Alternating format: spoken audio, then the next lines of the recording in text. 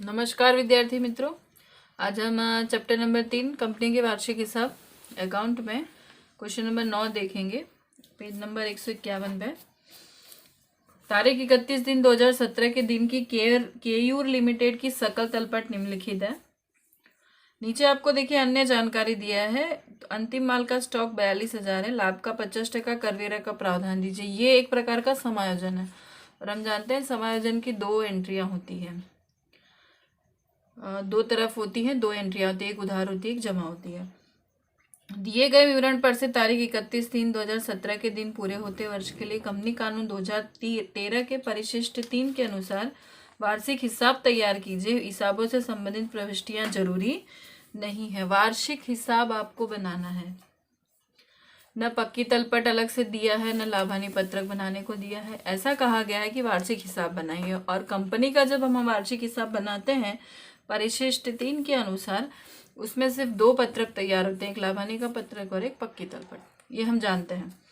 तो अभी इस सवाल में हमें दोनों तैयार करना है। तो हम क्या करेंगे, इस फॉर्मेट हम दोनों का पहले तैयार कर लेंगे। मैंने यहाँ पर तैयार करके रखा है केओ लिमिटेड की तारीख 31/3/17 के दिन पूरे होने वाले वर्ष का लाभानी पत्रक, और दूसरा है केओ लिमिटेड की तारीख 31/3/2017 के दिन की पक्की तलपट। लाभानी का पत्रक पूरा फॉर्मेट मैंने तैयार रखा है। यहाँ पक्की तलपट में 2 पक्ष, इक्विटी और दायित्व और संपत्तियां पक्ष, उसमें सब टाइटल वगैरह लिखकर यहाँ पर हमने रख दिया है। अब हम क्या करेंगे, एंट्रियां पढ़ते जाएंगे और जिससे रिलेटेड जो एंट्री है वहां पर लिखते जाएंगे। तो लाभानी पत्रक और पक्की तलपट ने कुल मिला के वार्षिक हिसाब हमने यहाँ पे तैयार किया है। अगर सवाल बोर्ड में जैसा पूछा जाए तो हमने सब एंट्रियां लिखी है। सब एंट्रियां आपको नहीं आएंगी, पूछी जाती हैं, लेकिन एक पद पर पत्रक तैयार हो जाता है, इसलिए फिर सवाल गिनने में आसानी हो जाती है। तो हम शुरुआत करते हैं। सबसे पहले आपको दिया गया है इक्विटी शेयर पूंजी, और इक्विटी शेयर पूंजी हम जानते हैं कहाँ लिखते हैं शेयर धारकों के भंडोल में शेयर पूंजी। यहाँ पर हम लिखेंगे इक्विटी शेयर पूंजी।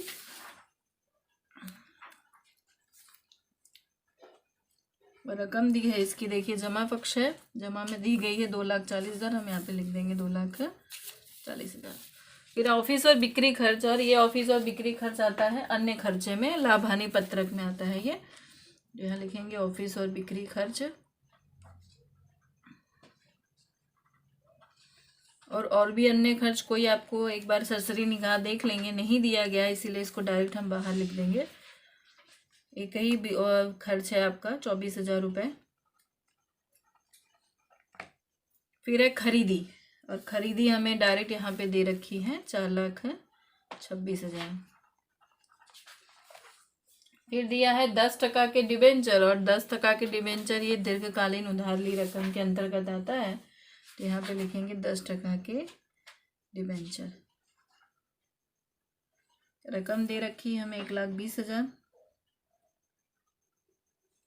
फिर है बिक्री, और बिक्री है 9,60,000, डायरेक्ट आपको दे रखी है बिक्री 9,60,000, तो यहाँ पर हम लिख देंगे 9,60,000। फिर है सॉफ्टवेयर, सॉफ्टवेयर ये है मिल्कत और ये है अदृश्य मिल्कत। तो हम यहाँ बिन चालू संपत्ति में, यहाँ पे अदृश्य संपत्ति में लिखेंगे सॉफ्टवेयर।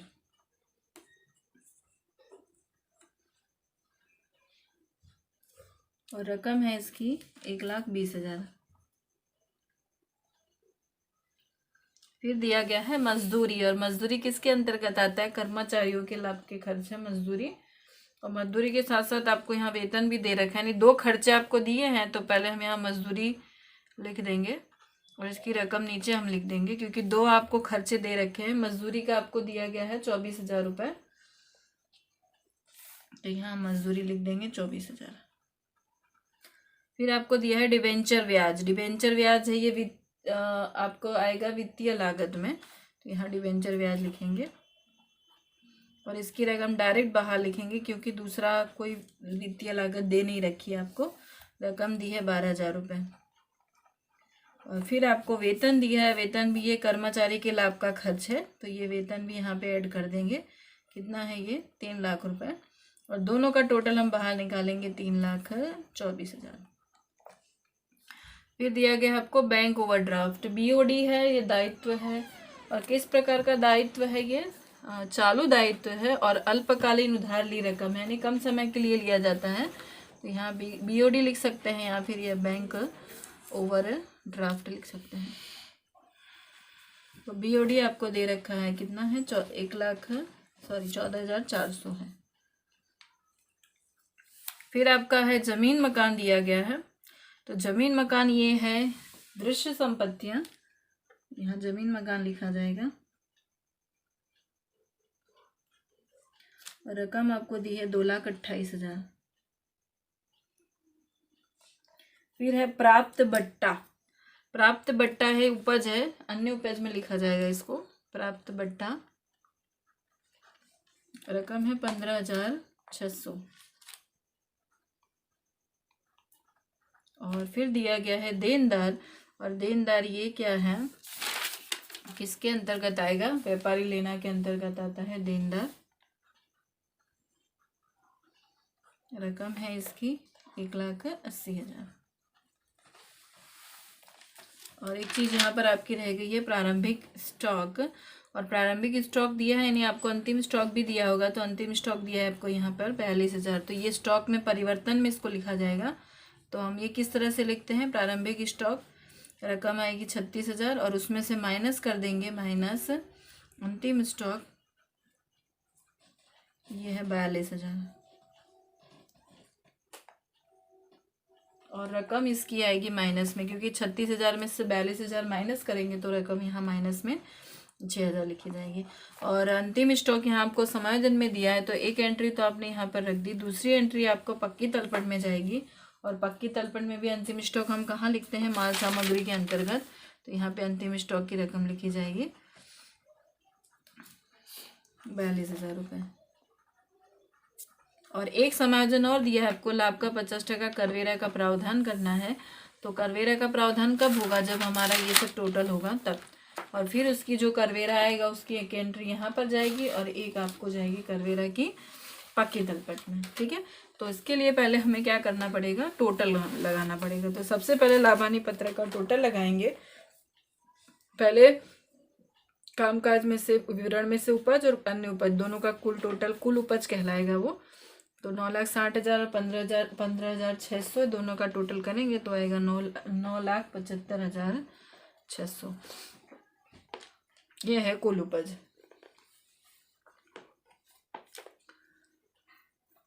और उसके बाद खर्चे का टोटल लगाएंगे। तो 4,26,000 माइनस 6,000, 3,24,000, 12,000 और 24,000। और जो चीज़ नहीं है, प्रत्यक्ष खर्च नहीं है, घिसाई और अपलिखित नहीं है, तो वहाँ पर डैश कर देंगे और इसका टोटल लगाएंगे। तो इसका खर्च का टोटल आएगा 7,80,000। सॉरी, ये कुल खर्च यहाँ लिखा है तो यहाँ लिख देंगे 7,80,000। ये कुल हो गया कुल खर्च। अब हमें निकालना आयकर पहले का लाभ, यानी तीसरे में से चौथा। कुल उपज में से खर्च माइनस करेंगे, 9,25,600 में से 7,80,000 माइनस करेंगे तो ये आएगा 1,95,600। और फिर हमें आयकर का प्रावधान करना है, और सवाल में हमें आयकर का बंधन 50% दिया है। तो यहाँ लिखेंगे लाभ का 50% लेना है, यानी 1,95,600 का 50% हम आयकर लेंगे, आयकर का प्रावधान लेंगे तो आएगा 97,800। जो माइनस करेंगे तो नीचे आएगा 97,800। यानी आयकर का प्रावधान किया हमने, एक एंट्री 97,800 यहाँ पे लिखी जाएगी और एक एंट्री जो आएगी वो चालू दायित्व में अल्पकालीन प्रावधान में यहाँ लिखा जाएगा आयकर का प्रावधान। क्यों ऐसा किया, क्योंकि समायोजन में आपको दिया था। अगर आपको डायरेक्ट एंट्री दी होती तो आप सिर्फ यहीं पे एंट्री करते, लेकिन आपको समायोजन में कहा है कि आयकर का प्रावधान आपको करना है, इसीलिए दो जगह हमारी एंट्री आई 97,800। अब आयकर घटाने के बाद का लाभ आपका, इसमें से इसको माइनस करेंगे तो आएगा 97,800। और ये लाभ हम कहाँ ले जाते हैं, पक्की तलपट में ले गए। आप लोग साझेदारी का वार्षिक हिसाब याद करिए, उसमें भी आप लोग ले जाते थे लाभ।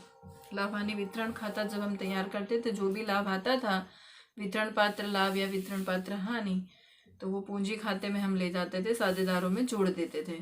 साझेदारों के लाभ में पूंजी में जोड़ दिया जाता था।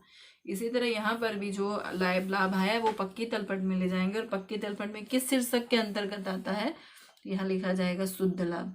अनामत और आधिक्य के अंतर्गत आएगा। शुद्ध लाभ हमारा है 97,800।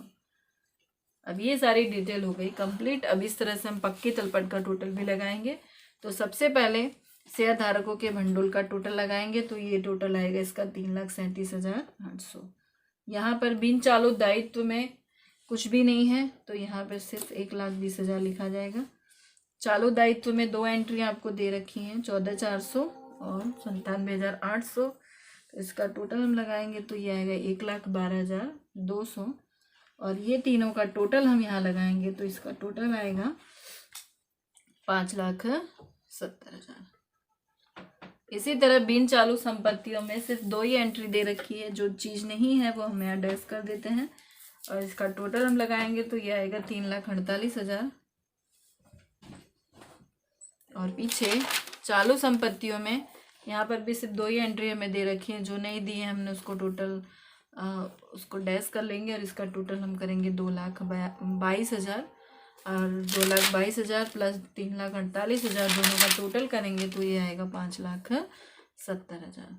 यानी जो दायित्व इक्विटी दायित्व है उसका टोटल 5,70,000 आया आपका, और जो संपत्तियां हैं उसका टोटल 5,70,000। यानी आपका दोनों टोटल सेम है, यानी आपका सवाल राइट है, आपने कहीं भी गलती नहीं की है।